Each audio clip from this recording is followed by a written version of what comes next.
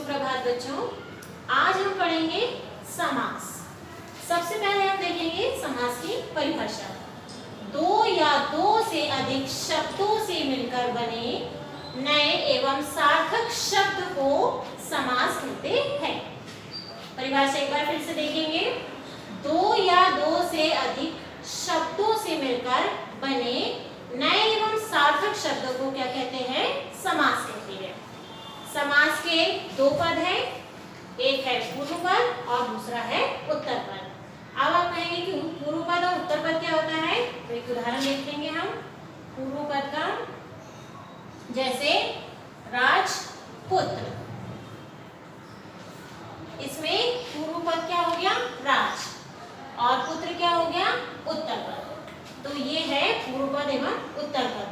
राजपुत्र में राज हो गया पूर्व पद और उत्तर पद। जब हम समास के प्रकारों को पढ़ेंगे तो उसमें आपको ये पूर्व पद और उत्तर पद सारे प्रकार में मिलेंगे।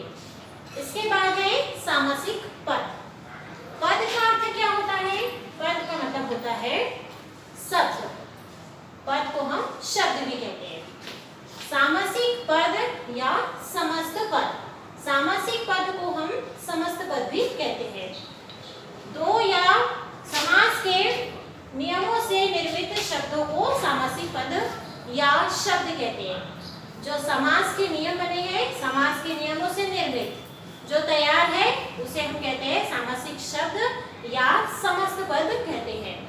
समास होने के बाद विभक्तियों के चिन्ह, ये विभक्तियों के चिन्ह। अब आप कहेंगे कि विभक्ति क्या होती है, तो आप जब समास के प्रकार पढ़ेंगे तो उसमें से कई जगह विभक्ति के चिन्ह हैं जो हमें दिखाई नहीं देंगे परंतु वो होंगे।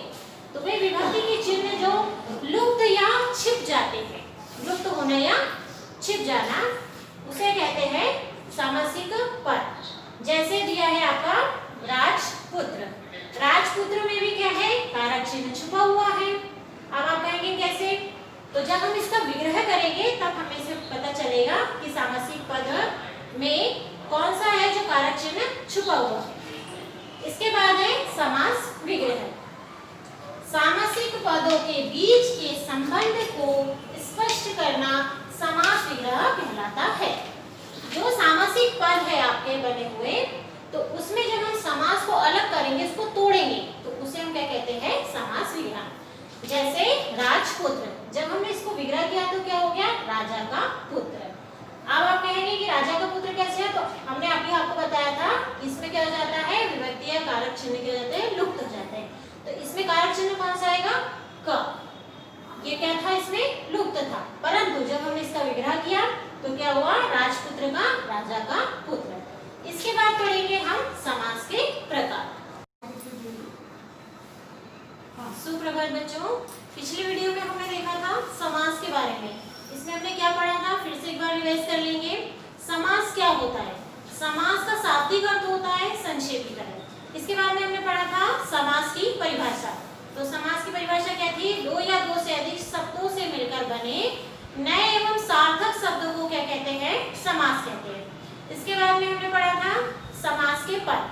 समास के दो पद होते हैं, एक होता है पूर्व पद और दूसरा क्या होता है? उत्तर पद। इसके बारे में पढ़ा था।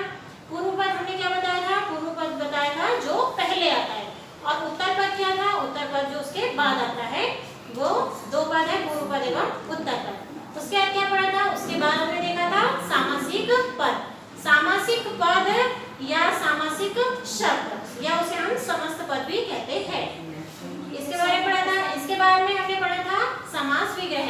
समास विग्रह क्या है? जो सामासिक पद होता है तो उसमें जो संबंध बना रहता है उसको तोड़ना या अलग अलग कर देना, वो क्या कहलाता है? समास विग्रह। जैसे हमने सामासिक पद में पढ़ा था राजपुत्र, जब उसका विग्रह किया तो क्या हो गया? राजा का पुत्र। अब इसके बाद हम पढ़ेंगे समास के प्रकार। इसको हम समास के प्रकार या समास के भेद भी कह सकते हैं।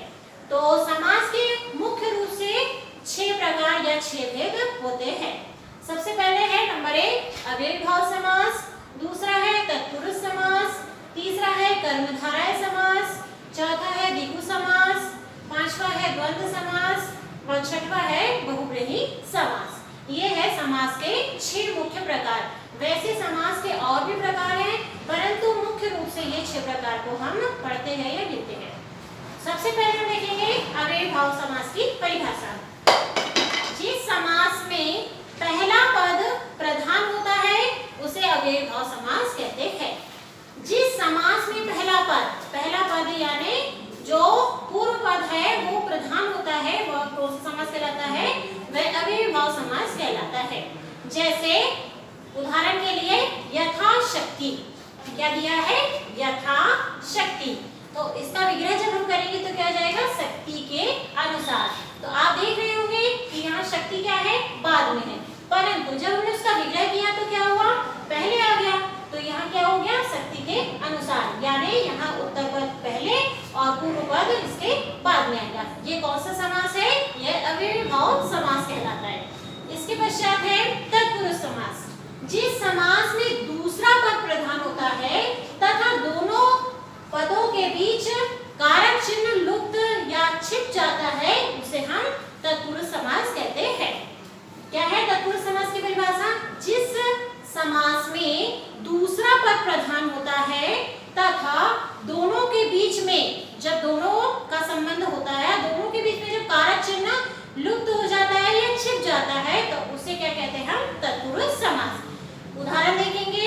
उदाहरण है यश को प्राप्त। क्या दिया है यहाँ? यश को प्राप्त। तो इसमें कारक चिन्ह क्या हो जाएगा? को, है ना? यश प्राप्त का जब हमने विग्रह किया तो क्या जाएगा? यश को प्राप्त। तो यहाँ कारक चिन्ह क्या है? को। परंतु जब हमने इसका उदाहरण लिया तो क्या था? यश प्राप्त। इसमें जो कारक चिन्ह क्या हो गया? लुप्त हो गया, परंतु जब हमने इसका विग्रह किया तो क्या हो गया? यश को प्राप्त। इसके बाद है कर्मधारय समास। जिस समास का उत्तर पद प्रधान होता है उसे हम कर्मधारय समास कहते हैं। उदाहरण के लिए है चरण कमल। इसमें पूर्व पद क्या है? चरण और उत्तर पद क्या है? कमल। तो परिभाषा क्या है अपनी? जिस समास का उत्तर पद प्रधान होता है उसे कर्मधारय समास कहते हैं। पूर्व पद यहाँ क्या है? चरण, उत्तर पद क्या है? कमल, पर प्रधान कौन सा होगा? उत्तर पद, है ना? तो जब हमने इसका विग्रह किया तो क्या होगा? कमल के समान चरण। आप देख रहे होंगे कि यहाँ उत्तर पद क्या है? कमल और पूर्व पद क्या है? चरण। परंतु जब हमने इसका विग्रह किया तो उत्तर पद क्या हुआ? पहले आ गया। तो यहाँ क्या हो गया? ये उत्तर पद प्रधान हो गया। ये कौन सा समास होगा? ये कर्मधारय समास होगा, कमल के समान चरण। इसके पश्चात है द्विगु समास। जिस समास में पहला पद संख्यावाचक हो उसे हम द्विगु समास कहते हैं। संख्यावाचक आप सभी जानते हैं। संख्यावाचक यानी किसकी बात हो रही है? संख्या की बात हो रही है। तो उदाहरण के लिए हम देखेंगे तिरंगा। तिरंगा यानी 3 रंगों का समूह। आप देख रहे होंगे कि यहाँ किसकी बात हो रही है? संख्या की। तो ये कौन सा समास होगा? द्विगु समास। इसके पश्चात एक और उदाहरण है इसका उदाहरण है त्रिभुज। त्रिभुज में क्या जाएगा? 3 भुजाओं का समूह। तो वहां भी क्या हो रही है? संख्या की बात हो रही है ना? तो ये कौन सा समास होगा? द्विगु समास होगा। इसके पश्चात है द्वंद्व समास। अब द्वंद्व का अर्थ क्या होता है? द्वंद्व करना यानी युद्ध करना। अभी आपने महाभारत में देखा होगा कि द्वंद्व की बात हो रही थी, जब युद्ध की बात हो रही थी तो क्या बोलते थे? हम दोनों के बीच में द्वंद्व होगा। तो यहाँ द्वंद्व समास का मतलब क्या होगा? यानी युद्ध करना, मतलब एक दूसरे के विपरीत, यानी एक मित्र हो रहा है और एक शत्रु हो रहा है। तो इसमें क्या है? जिस समास में दोनों पद प्रधान हो वो कौन सा समास होगा? द्वंद्व समास। मतलब वहाँ दोनों में पूर्व पद और उत्तर पद की बात नहीं है, वहाँ दोनों पद को क्या कहा गया है? प्रधान कहा गया है। वो दोनों पद प्रधान है, वो कौन सा समास है? द्वंद्व समास। उदाहरण के लिए है माता पिता। जब हम माता पिता लिख रहे हैं तो इनमें क्या लग जाएगा? योजक चिन्ह। ये क्या है? द्वंद्व समास की विशेषता है कि जब द्वंद्व समास की बात हो रही है तो दोनों के बीच में कौन सा चिन्ह लगेगा? योजक चिन्ह लगेगा। अब आप देख रहे होंगे कि माता और पिता दोनों क्या एक दूसरे के विपरीत है। अब आप कहोगे कि कैसे?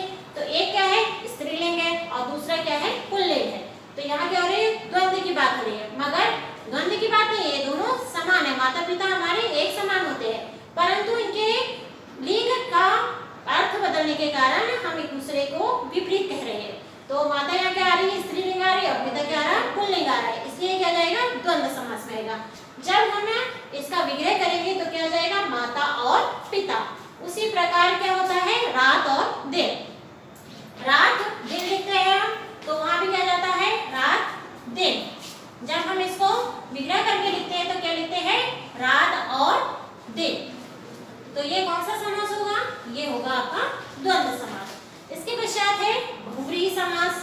इस समास में कोई पद प्रधान नहीं होता है। अभी हमने पिछले में देखा था कि एक में उत्तर पद प्रधान होता है, एक में पूर्व पद प्रधान होता है, परंतु इस समास में कोई भी पद प्रधान नहीं होता है। और जबकि दोनों पद मिलकर तीसरे पद की ओर संकेत करते हैं, वह कौन सा समास है, वह बहुव्रीहि समास है। इसका उदाहरण है चतुर्भुज। चतुर्भुज, इसका जब हम विग्रह करेंगे तो क्या जाएगा, चार है भुजाएं जिसकी, तो किसकी चार भुजाएं है, भगवान विष्णु की। लंबोदर, लंबा है जिसका उदर, यानी किसकी बात हो रही है, गणेश जी की, है ना। तो ये सब क्या है, बहुव्रीहि समास। बहुव्रीहि समास में कोई भी पद प्रधान नहीं होता है, जबकि दोनों पद मिलकर तीसरे पद की ओर संकेत करते हैं। तो ये हुआ आपका बहुव्रीहि समास। आज हमने समास के बारे में पढ़ा, समास के पद, पद का मतलब क्या होता है, शब्द, और उसके बाद क्या पढ़ा है, सामासिक पद। उसके बाद में पढ़ा है समास विग्रह। समास विग्रह करना यानी उसको तोड़ना। उसके बाद में समास के प्रकार, वो है आपके समास 6 प्रकार के, उनकी परिभाषा एवं उदाहरण। इसके पश्चात हम आपको PDF द्वारा इसके भेजेंगे, तो आप प्रश्नोत्तर लिख लीजिए।